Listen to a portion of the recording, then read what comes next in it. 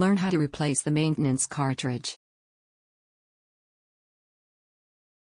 Open the scanning unit cover.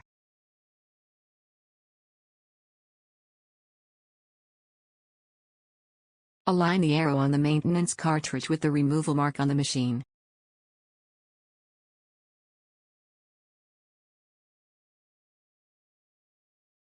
Remove the maintenance cartridge. There may be ink or other substances adhered to the removed maintenance cartridge. Handle it carefully.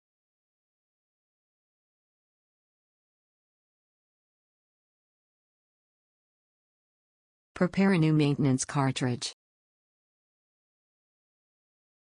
Be careful not to touch the terminal or openings.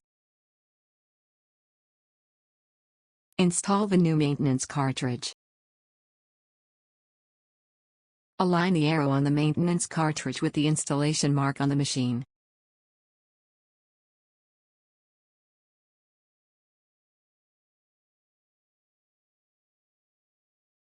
Close the scanning unit cover.